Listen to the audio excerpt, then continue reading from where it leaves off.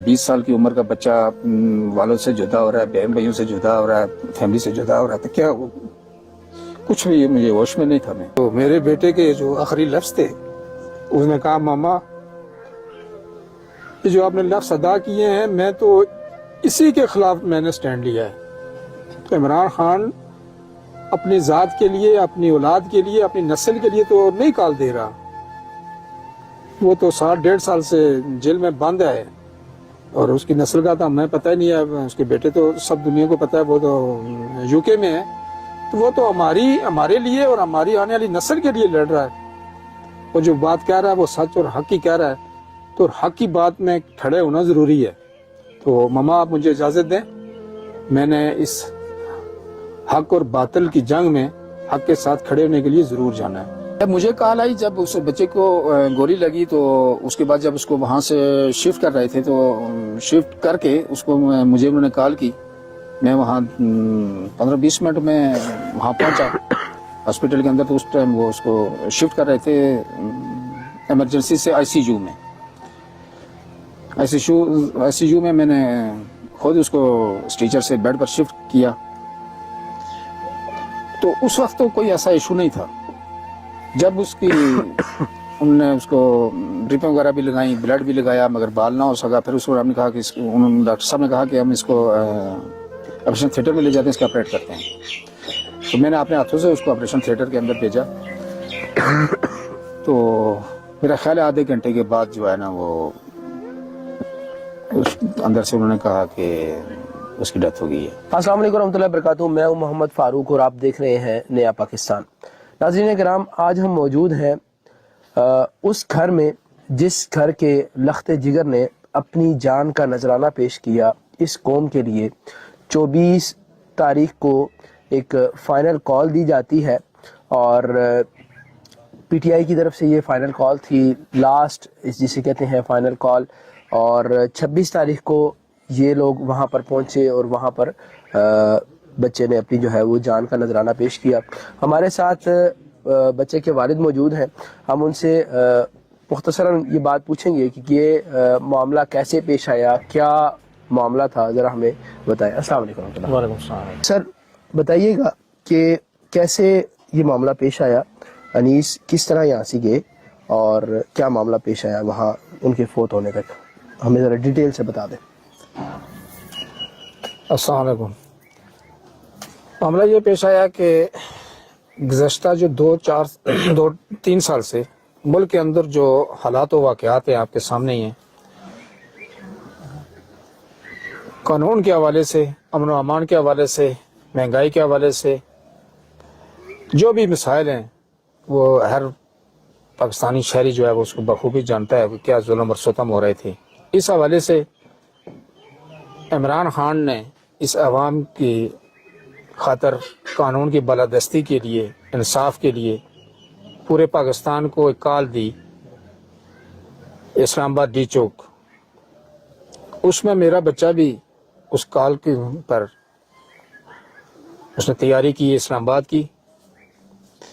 और जो 24 तारीख थी उसको वो एक एक दिन जो है ना वो गिनती करके जा रहा था कि 24 तारीख आए और मैं जो है ना उसकी कॉल पर इस्लामाबाद पहुंचूं, ताकि जो मुल्क के अंदर सैयद का एक दौर दौरा है, जुल्म का एक दौर दौरा है, ताकि उसके हक में खड़ा होने के मैं भी अपना हक अदा करूं। इस हवाले से वो सुबह सवेरे अल्हम्दुलिल्लाह वो सवेरे उठा, उसने मस्जिद में गया, उसने बजमात नमाज अदा की। उसके बाद वो वापस आया, आकर उसने तैयारी शुरू की। तैयारी करने के बाद उसने अपने दूसरे भाई को जगाया कि इमरान खान ने जो पुरअमन एहतजाज की कॉल दी है उसमें चलना है। और साथ ही उसने अपने कज़न नफीस सती को भी कॉल कर दी। तो इस हवाले से वो तो दोनों इतने तैयार नहीं थे, मगर इसको बड़ी जल्दी थी। फिर उसने ज़बरदस्ती उन दोनों को तैयार भी किया और फिर जो है वो तैयार हो गया मुकम्मल, वो भी तैयार हो गया, ये भी। तो जब घर से निकलने लगा तो उसकी वालदा ने उसको कहा, अनीस बेटा آپ سمارٹ سی باڈی کے ہیں, سنگل سے ہیں, آپ کی اتنی جان بھی نہیں ہے, تو وہاں حالات اور واقعات اور موجودہ دور کے لحاظ سے انسان کی کوئی قدر و قیمت بھی نہیں ہے, تو آپ نہ جائیں تو بہتر ہے. تو میرے بیٹے کے جو آخری لفظ تھے, اس نے کہا ماما یہ جو آپ نے لفظ ادا کیے ہیں میں تو اسی کے خلاف میں نے سٹینڈ لیا ہے. تو عمران خان اپنی ذات کے لیے, اپنی اولاد کے لیے, اپنی نسل کے لیے تو نہیں کال دے رہا. وہ تو 1.5 سال سے جیل میں بند ہے, اور اس کی نسل کا تو ہمیں پتہ ہی نہیں ہے. اس کے بیٹے تو سب دنیا کو پتہ ہے, وہ تو یو کے میں ہے. تو وہ تو ہمارے لیے اور ہماری آنے والی نسل کے لیے لڑ رہا ہے. اور جو بات کہہ رہا ہے وہ سچ اور حق کی کہہ رہا ہے, تو حق کی بات میں کھڑے ہونا ضروری ہے.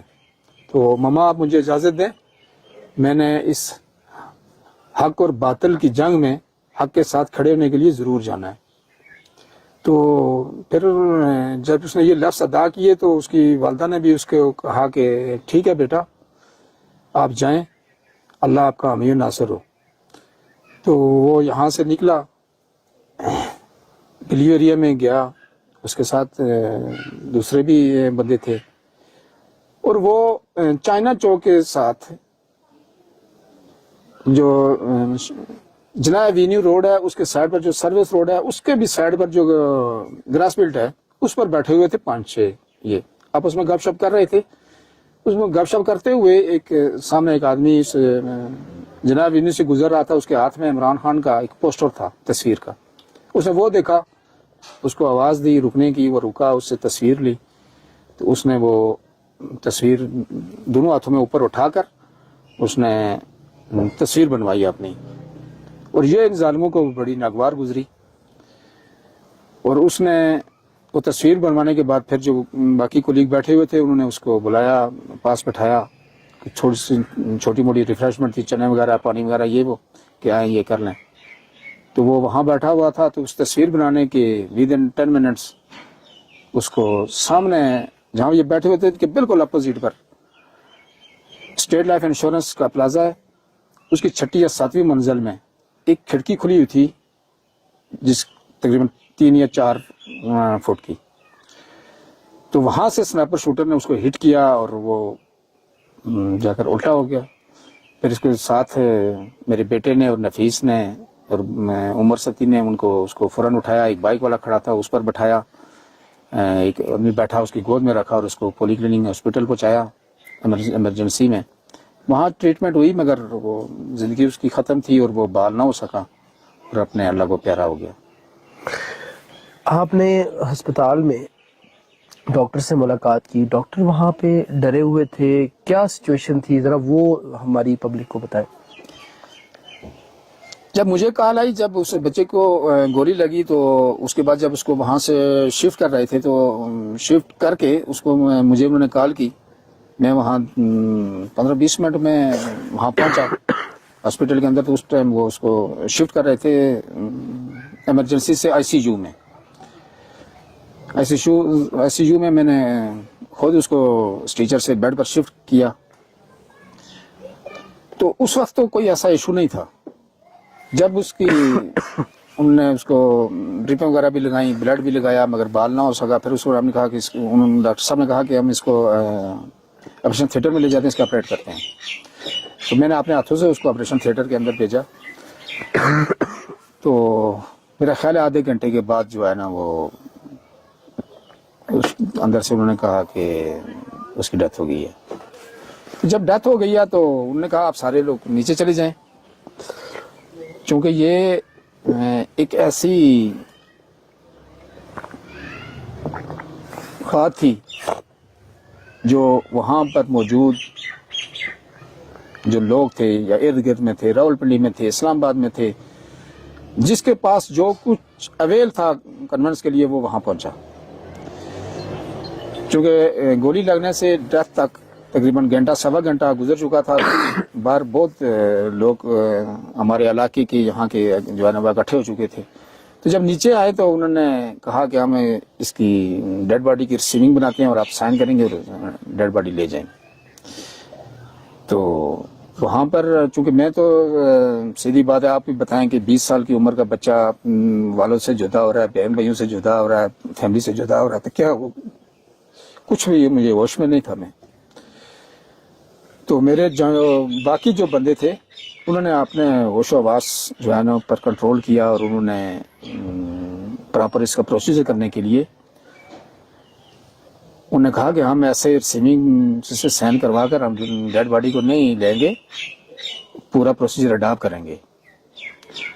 اس کے بعد جب ہم نے ڈاکٹر سے بات کی، لیڈی ڈاکٹر تھی، اس سے بات کی تو اس نے کہا یہاں بڑے ڈاکٹر صاحب بیٹھے ہوئے ہیں، شفٹ انچارج ہیں، میرا خیال غالباً توقیر نام تھا ان کا، آپ ان سے بات کریں. تو میرے ساتھ ایک دو ایڈوکیٹ بھی تھے، باقی بھی تجربہ کار لوگ بھی تھے، وہ میرے ساتھ گئے. تو ڈاکٹر صاحب سے بات کی کہ جی ہم اس کا پوسٹ مارٹم کرانا چاہتے ہیں، ہم ڈیڈ باڈی ایسے نہیں لے کر جائیں گے. تو ڈاکٹر صاحب نے جو ہے نا وہ رابطہ کیا مقامی پولیس سے، وہاں سے بھی کوئی رسپانس نہ آیا. انہوں نے کہا، انہوں نے اسٹیپ بتاتے رہے، اگلے سے بات کریں، اگلے سے بات کریں، اگلے سے ایس پی سے بات کریں. ایس پی کے بعد انہوں نے ڈپٹی کمشنر یا کمشنر سے بات کرنے کا کہا، یعنی بات وہاں تک پہنچی. پھر 15 پر کال کر کے ہم نے جب 15 پر کال کی تو وہاں سے انہوں نے رابطہ کیا ہم سے. تو ایک میرا خیال ہے اکبر نامی انسپکٹر صاحب تھے، انہوں نے کہا جی میں تو ٹیمز میں ہوں، تو آپ تھوڑا ویٹ کریں، میں آؤں گا. میرا خیال ہے وہ 45 منٹ گھنٹے کے لگ بھگ، وہ آدھے گھنٹے سے اب ٹائم کے بعد وہ آئے یہاں پر. ہم نے اس کو بتایا کہ یہ مسئلہ ہوا ہے، تو آپ جو ہے نا ہم پوسٹ مارٹم کرانا چاہتے ہیں. صحیح. تو انہوں نے ایک اپلیکیشن اپنی طرف سے لکھی وہ پوسٹ مارٹم کرانے کے لیے، تو پھر ڈاکٹر صاحب کو انہوں نے دی. مگر اس وقت جو ہے نا وہ عملے کی کوشش یہ تھی، پریشر میں تھے، دباؤ میں تھے، یا خود ایسے کر رہے تھے، مگر ان کی کوشش یہ تھی کہ یہ ڈیڈ باڈی کا پوسٹ مارٹم نہ ہو، بس یہ خالی ریسیونگ دیں اور لے جائیں. البتہ جب دوبارہ ہم پوسٹ مارٹم کروا کر، یعنی تقریباً 5 بجے کے لگ بھگ اس کی ڈیتھ ہوئی، اور رات 10 بجے تک ہمارے 5 گھنٹے وہاں اس پروسیس میں صرف لگے. اور پورے علاقے کے لوگ بھی وہاں پر اکٹھے، سینکڑوں کے حساب سے لوگ بھی اکٹھے ہو گئے تھے. تو پھر جب 2-3 دن تو ہمیں یہاں پر ہوش ہی نہیں ہوا، اتنا ہمارے پاس ظلم ہوا، ہماری اس نوجوان کا خون گیا. تو دوبارہ جب ہم وہاں اس کا پوسٹ مارٹم رپورٹ لینے کے لیے ہم نے کوشش کی، تو وہاں سے جو ہے نا رسپانس پولی کلینک ہاسپٹل کی طرف سے نہیں ملا. تو پھر ہم نے اپنی پھر قانونی کارروائی کرنی تھی، تو وہ انشاءاللہ کوشش کر رہے ہیں، اس کے لیے کر رہے ہیں. ہمارے ناظرین کو یہ بتائیے گا کہ اس سارے معاملے کے بعد آپ کو کہیں سے کوئی تھریڈ، کوئی کسی نے کوئی خوف و ہراس پھیلانے کا کوئی سسٹم کیا ہو، یا کسی نے کوئی آپ کو روکا ہو، ٹوکا ہو کہ میڈیا پر بات نہیں کرنی، یا کوئی اس حوالے سے کوئی بات چیت ہوئی ہو؟ کسی نے بھی مجھے ڈائریکٹ کال نہیں کی اس حوالے سے. صحیح. البتہ مجھے بڑی حیرانگی ہوئی ہے کہ ایک تو انہوں نے میرے اور میری فیملی پر اتنا بڑا ظلم کیا کہ ہم سے ایک 20 سال کا بچہ ہم سے چھین لیا ظلم کے ساتھ، اور اوپر سے وہ انہوں نے پرسوں والے دن رات کو، حالانکہ میرا خیال ہے دنیا کے کونے کونے تک پتہ چل گیا ہے کہ انیس ستیش شہید کا جنازہ علی پور اسلام آباد میں ہوا ہے، اور اس کا والد یہاں پر یہ لوگ تعزیت کے لیے اس کو یہاں علی پور میں ہی آتے ہیں.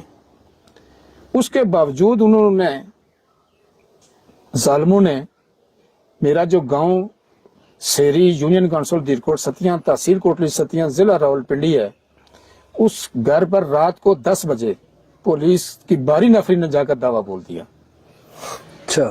جب وہاں پر شور شرابہ ہوا، اہل محلہ والوں نے جب لیفٹ رائٹ سے دیکھا کہ اس کے گھر کیا، یہاں تو یہ کوئی رہتا ہی نہیں ہے، اتنا شور شرابہ ہو رہا ہے. چونکہ وہاں بیسیکلی ہمارے پہاڑی علاقے میں جو چھت پر لوہے والی چادریں ہوتی ہیں، تو وہاں ان کا شور بھی کافی زیادہ ہوتا ہے.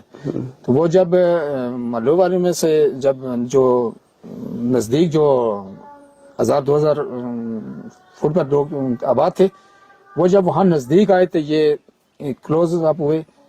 انہوں نے خود ان کے اپنی آنکھوں سے دیکھا کہ وہاں 7 آدمی پنجاب پولیس کی یونیفارم پہنے ہوئے اور ان کے ساتھ 3-4 آدمی سول کپڑوں میں.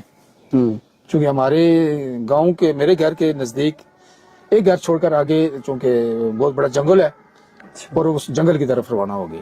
اس کے بعد وہ جو وہاں پر موقع پر رات کو 1-2 آدمی تھے انہوں نے پیچھے گئے مگر آگے انہوں نے اپنی لائٹ وغیرہ بھی آف کر دی اور ان کو ملے نہیں ہیں. صحیح. اور اسی رات کو یہاں پر بھی